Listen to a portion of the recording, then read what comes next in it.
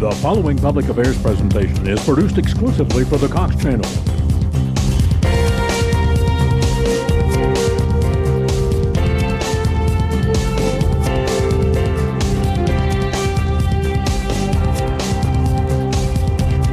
And now, The Verdict. And welcome to The Verdict. I'm Kent Myers. You're glad you could join us this Sunday.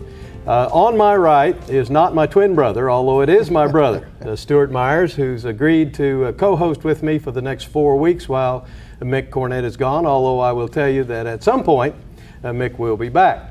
Stewart is president of Myers Life Agency in Oklahoma City, is the vice mayor of Nichols Hills, has been on the Nichols Hills City Council for a number of years, is my mentor, older brother, and I'm obviously pleased to have you join us for the next few weeks. Thank you, Kent. I'm really happy to be here.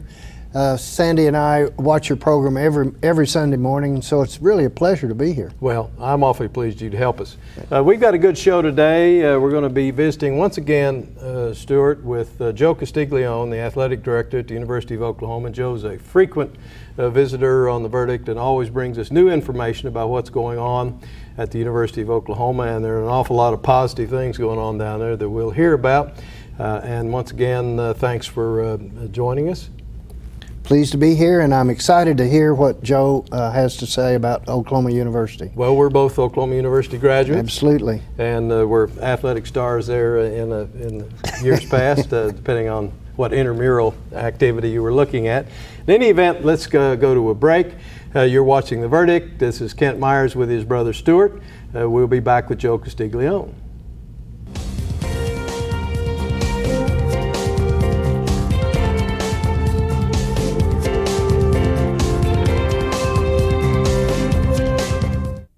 At Chesapeake Energy, here's a few of our favorite Hornets.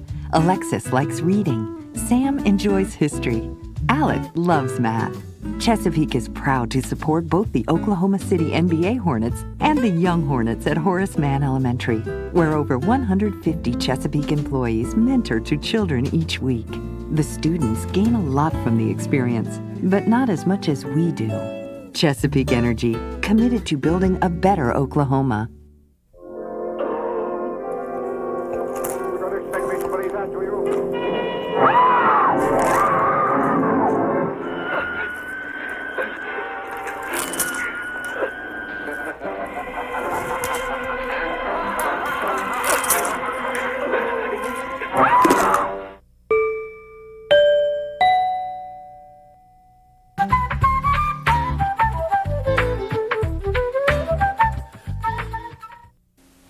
You need this one to get satellite HD.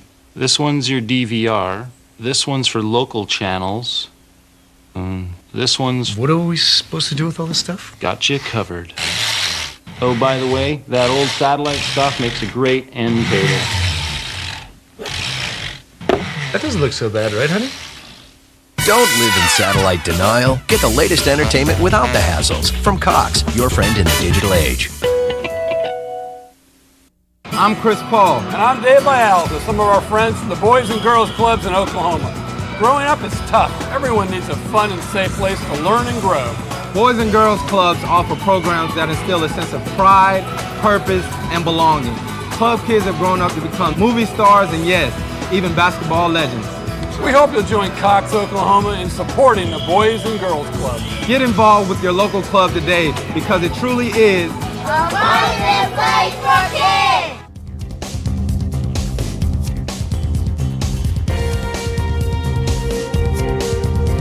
Welcome back to The Verdict. Kent Myers and co-host Stewart Meyers for this week and several weeks to come. And on my left is a repeat guest, a valued guest, and one we always like to see grace us on our set, Joe Castiglione, the athletic director at the University of Oklahoma. Joe is in his 8th year, I guess it is, yes, as athletic director, and is a graduate of Maryland University, came to us from the University of Missouri, where he served a number of years with distinction in that athletic department, and has done nothing less here, has just had an exemplary run as an athletic director. He's joining us for, I don't know how many appearances this is on The Verdict. I should have counted, but I didn't, but a lot, but not enough. We're really glad that in this fall season with school starting, football season and other fall sports starting. You've given us the time. Welcome back to The Verdict.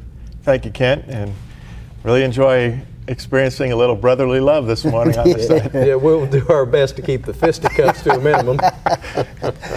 Well, Joe, we're really happy to have you here, and with football season starting, there's a lot of excitement in the air, and in Oklahoma. And how are the season tickets and the tickets overall going? Regardless of the type of season everyone expects, and of course around at Oklahoma, it's always an air of high expectations. But this season, just like every other one, we're really excited about it. And to your point about tickets, our tickets are sold out. We just had a few returned this past week from the visiting schools that found they weren't going to use all that they were allocated. So we're in a position where we can offer some to some fans that want to come see any one of those home games. But we're coming off a year, actually 2 years in a row, where the University of Oklahoma has been in the top 10 in attendance in the country. And so our fans really do make an impact in many, many ways. Joe, just for a minute, I don't want this to dominate the show, but of course much has been made about the recent dismissals from the team of 2 players for infractions of NCAA regulations. What are your comments about that? Well, I'd like to be able to say more, Kent, and give all of our viewers a little more information at this point of time, but because the case is still ongoing, I'm not able to get as detailed. There will be a time for that. However, this is a case where our compliance program actually worked the way it is designed, the way the NCAA wants it to work, where we've had clear and consistent education. People are very well aware of the rules. There's a monitoring system in place. And then when the institutions do have effective monitoring systems, if there's a problem, it's detected. And in this case, we detected a problem. Our staff was very good at running it all the way out, drilling down to get the facts, and unfortunately, it ended up with some bad news. The good news is that the institution has been and will always continue to protect its ethics, its integrity, and to uphold a high standard related to all of the values and principles that we operate within. Unfortunately, we had to take some action, and it was swift, it was decisive, and we're moving on. Our football team, our coach has moved on, our head coach has handled this just exactly the way you would have hoped. Yeah. I think our team has responded very well. We really feel disappointed that there's a perception out there, when a program is actually monitoring itself and in a position where you find something, you would hope they would act or react the right way. And that's all that the program can control. When it's faced with a situation, then it reacts properly. And we have demonstrated this for as long as I've been here. And we have great examples for that, and we're going to continue to have a great program and move on. We'll report to the NCAA our findings, and then we'll have to deal with whatever comes from that report. Well, I think that you've hit on what could be identified as the bright spot, if there is one in this, and that is that your own internal compliance program turned this up, dealt with it in a way that was decisive and unmistakably firm. This wasn't something the NCAA found and told you to deal with. This is something they actually impose upon the schools, have a compliance program. A compliance program perhaps is misunderstood. While we would hope to prevent any and all problems from happening, we know that we're just this close from an issue when someone errs in their judgment, perhaps succumbs to a temptation, is not focused and following those rules. And so that's why education, yeah. And it's consistent and ongoing, and that there's a checks and balances, which we call the monitoring system. And as we go through and do our normal due diligence and checks and balances and reviewing records and things that we should have in place, if you find something, then there's a decisive action. And You know, our integrity, our ethics, our values have been part of everything we do. And as we've talked many times on this program, and I've said over and over, the best kinds of compliments that we get aren't just about the high level of performance, but when they come from people who say you're showing that you can win at the highest level and do it the right way, that's the kind of compliment that we really, really appreciate. Well, it takes a good bit of courage, and not that anybody's ever accused Bob Stoops of not having courage. He certainly exemplifies that all the time. It takes a good bit of courage, however, to dismiss your first team quarterback from the team, not completely, and without second chances available for a particular infraction. So obviously this was taken seriously by the coach and yourself and the administration, including the president. Well, we all know in college that people cross the threshold. Young men, young women have crossed that threshold of going out on their own, making decisions, trying to decide what they should do based on the kind of upbringing they may have had all those years. We know college people are going to make mistakes. It just happens. Doesn't necessarily mean it's about any one thing, but people are experimenting, trying to take that one step in their life where they're going to grow. Most cases, they make the mistakes, they're not as noticeable as this, and they grow from the experience. In our case, when we've educated people and they understand and there's a parameter, and it's not just the young men involved, but there are people in the community that are just as educated. And we say there are consequences for actions that are not within these parameters, then we have to be consistent.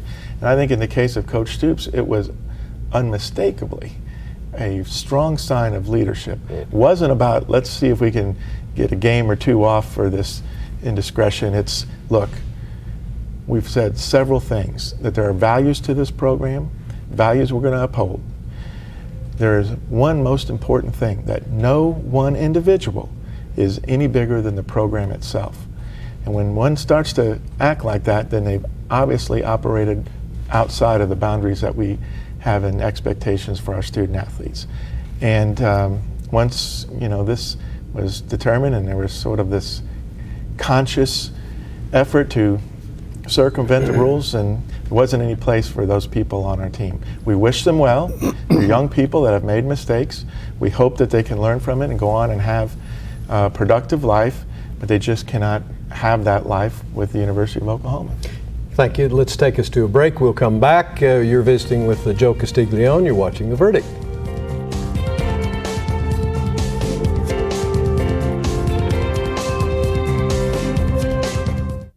The Journal-Record is pleased to be a sponsor of The Verdict.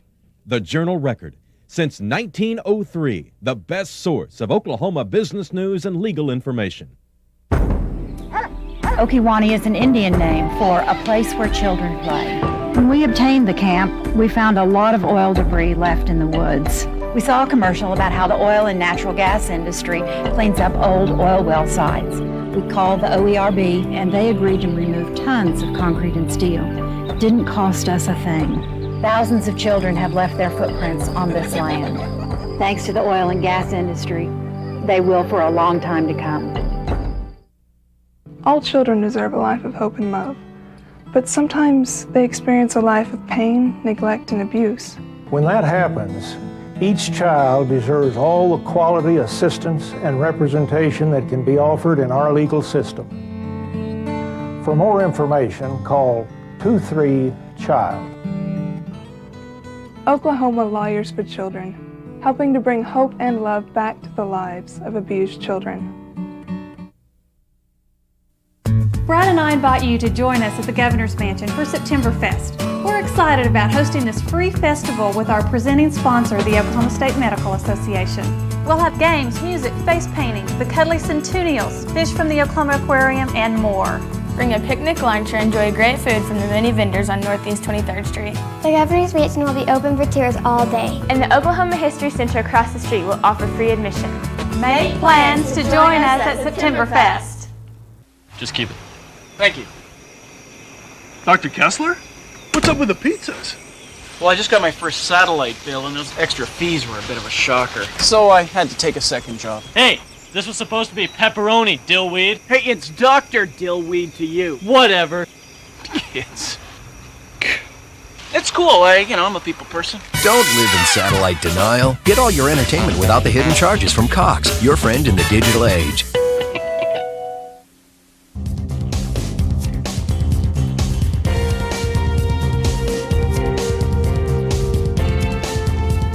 Welcome back to The Verdict. Kent Myers with my co-host, brother Stewart Meyers, for the next this week's and the next 3 weeks.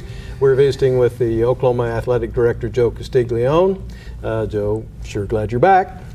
Always appreciate being asked. Thank you.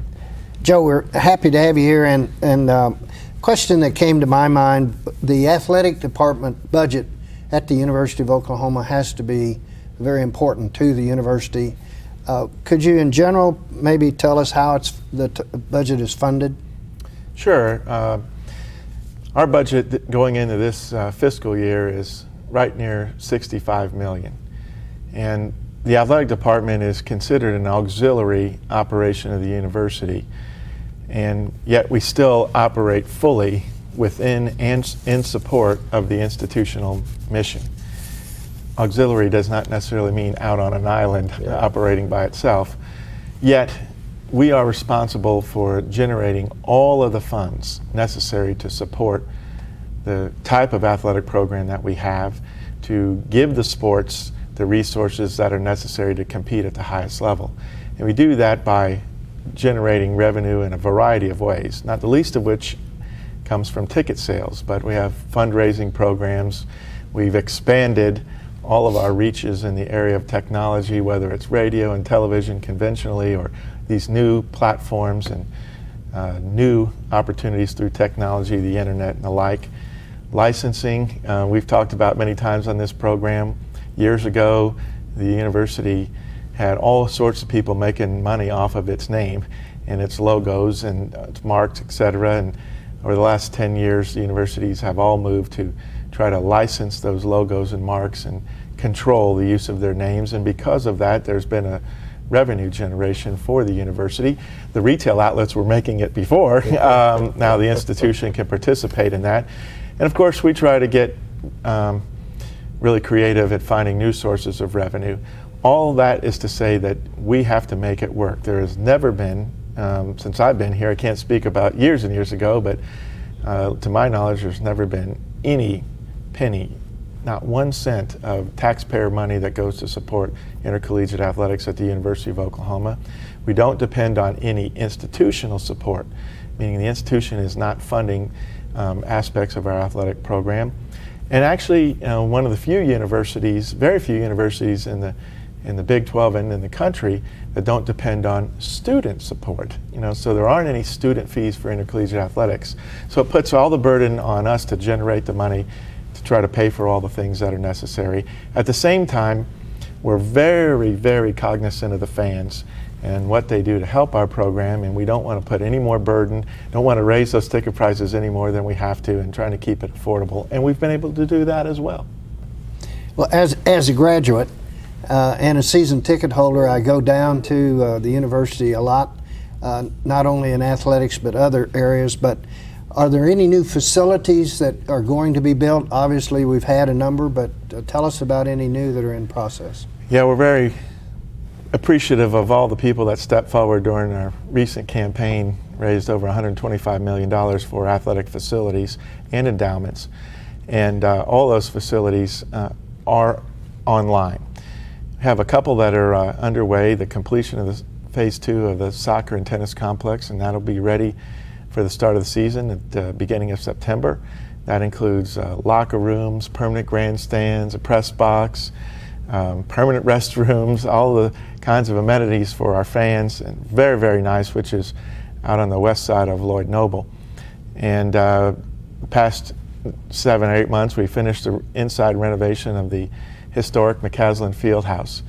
At the end of our football season, we're going to complete some other renovations that we developed during the previous redesign and renovation of the football stadium. Those address additional restrooms and concession stands for our fans on the west and north side of the football stadium. Those will be complete prior to the 07 season.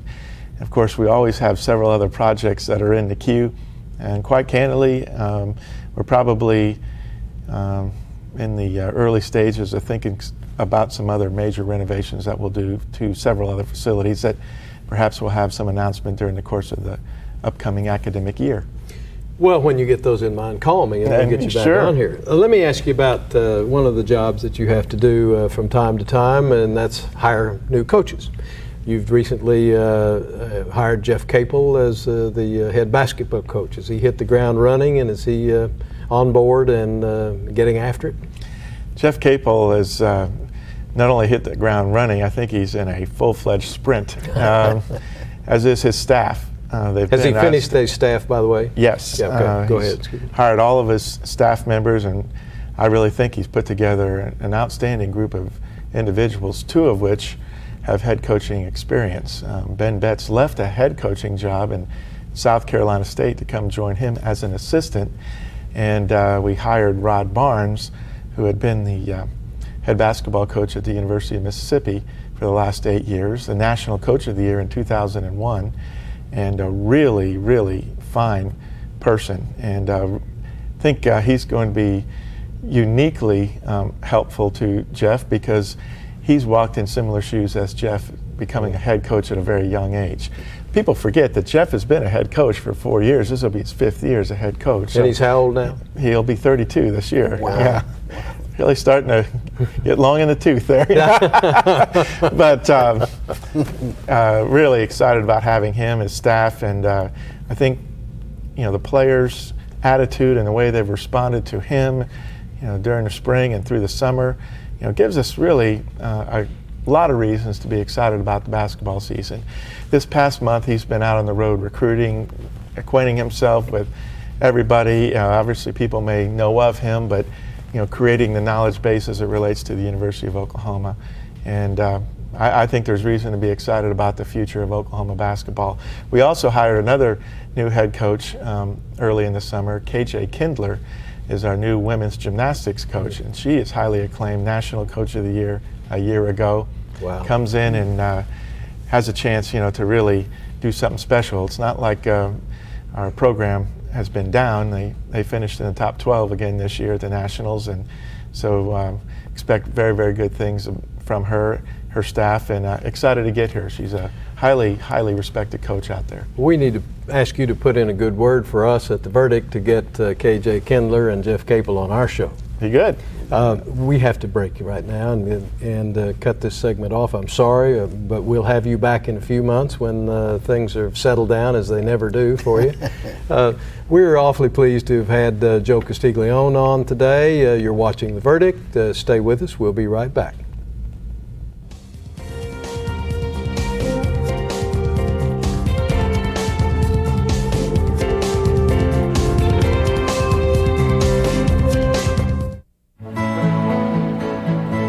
The good life comes naturally to Tulsa, where nature's beauty is matched with an eye for aesthetics. A legacy of neighborhoods graced with lawns and landscaping and handsome homes.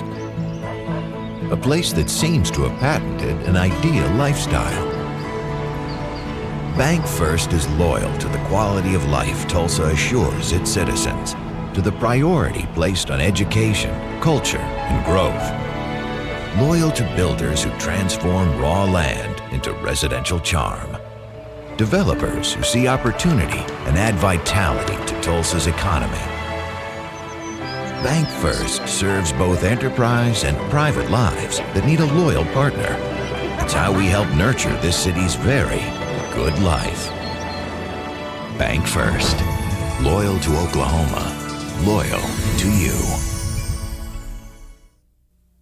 I'm Dave Bialis. Coming up this month on Generally Speaking, the state of Oklahoma turns 100 years old. Find out about the celebrations, special events, and commemorative festivities that will help this great state cap off 100 years. So all in all, there's going to be over 600 events during the year, of starting with Tulsa and ending November 16th, 2007 at the Ford Center. that's generally speaking found only on the Cox Channel. Here's the pitch. Line drive on it. The Cardinals won the pennant. The Cardinals win. That's a winner. A World Series winner for the Cardinals. Oh, an unbelievable catch. Swing and a miss. Get up, baby. Get up, get up, get up, get up. Home run. Your slice of Cardinals heaven can be found on the Cox Channel all season long.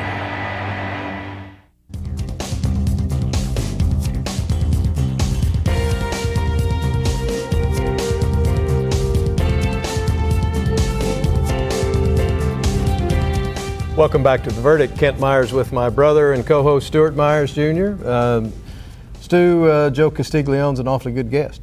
He was a wonderful guest, and what a man of integrity. He is full of it, and it's why there's such success at the University of Oklahoma Athletic Department. Well, and we sure didn't want to dwell too much on the infraction problems they've had recently, but they've got over 500 athletes to look out after, and their own internal compliance programs working well. One thing that Joe didn't get a chance to say, but he has had a balanced budget every year at the athletic department that he's been there for 8 years, and a balanced budget without using any state funds or student fees, kind of unheard of in college athletics.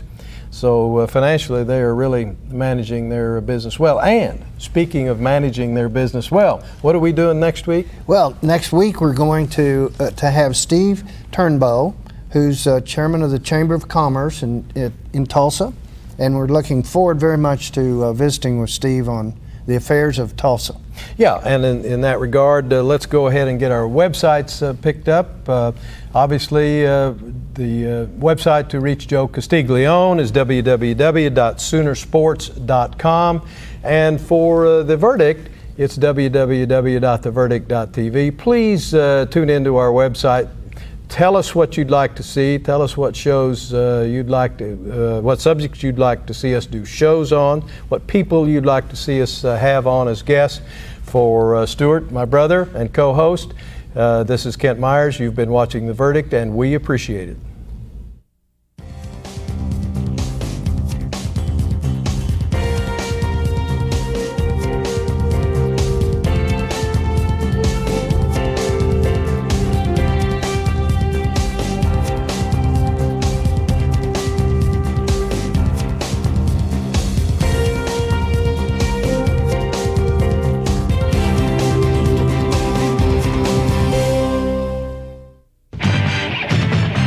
The preceding program was produced by the Production Services Group at Cox Communications, exclusively for the Cox Channel.